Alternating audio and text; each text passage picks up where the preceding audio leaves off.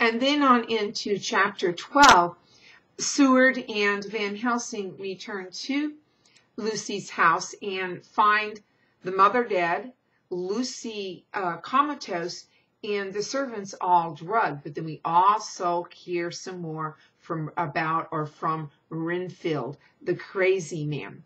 And remember, Renfield was the original person who, before Harker, went to Transylvania to arrange for Dracula, Count Dracula, to buy a piece of property. In case you missed that, that was where he comes in and how he came under the influence of Dracula.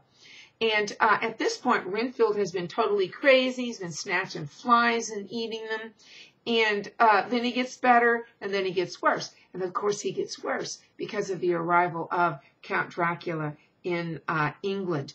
But now we hear Renfield say, I'll frustrate them. The attendants were putting a straitcoat on him. He began to shout, I'll frustrate them. They shan't rob me. They shan't murder me by inches.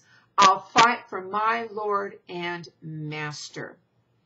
And so Renfield at this point wants to be out to reunite with Dracula. And he wants what Lucy has. He wants Dracula to be feeding on him and to have that experience of turning into a vampire. Now, at this point, the lore of the vampire is a bit different than it is in later, more modern versions of the myth. And of course, remember, even Dracula, the novel by Bram Stoker, is modern, but there are even more modern aspects. And I always thought as a child when I would watch vampire movies, how there were any humans left in the world, because if vampires have to suck the blood of people, and people turn into vampires when they suck their blood, wouldn't most of us be vampires by now? And of course, this is dealt with by later authors, and I'm not going to go into that because I want to hear what you think about that later in the semester. Now we go back to Lucy, and Seward writes of Lucy.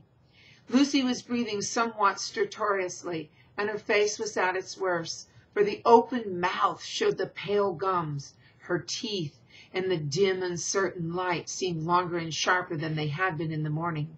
In particular, by some trick of the light, the canine teeth looked longer and sharper than the rest.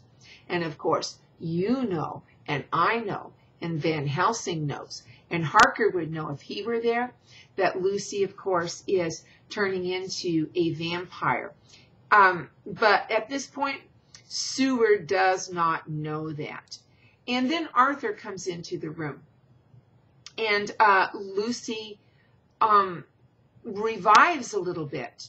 And Seward says, in a sort of sleepwalking, vague, unconscious way, she opened her eyes, which were now dull and hard at once, and said in a soft, voluptuous voice, such as I had never heard from her lips, Arthur, oh my love, I am so glad you have come.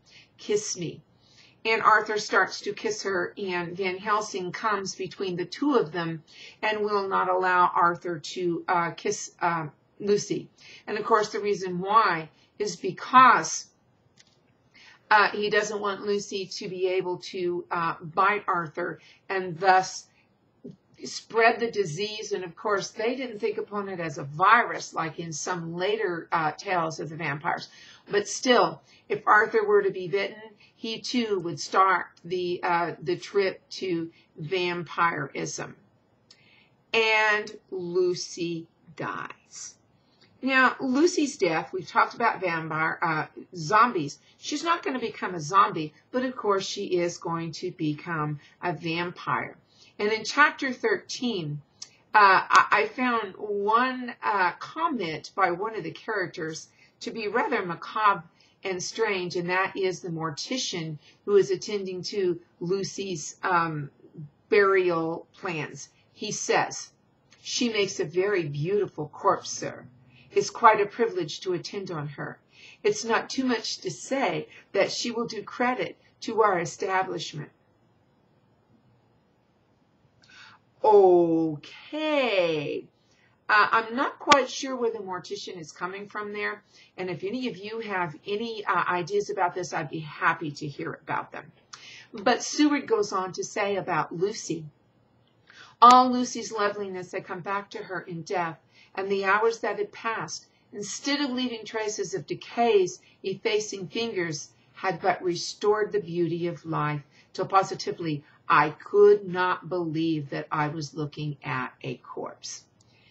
And again, we have the point of view of knowing what is going on, whereas most of the characters in this novel do not know.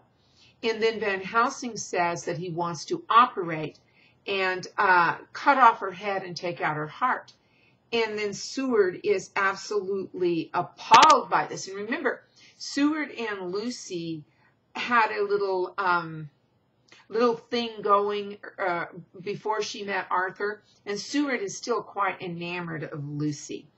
But it didn't happen. They didn't do the operation because there was a crucifix that he had placed on Lucy, and it was stolen in the night by a servant or so on.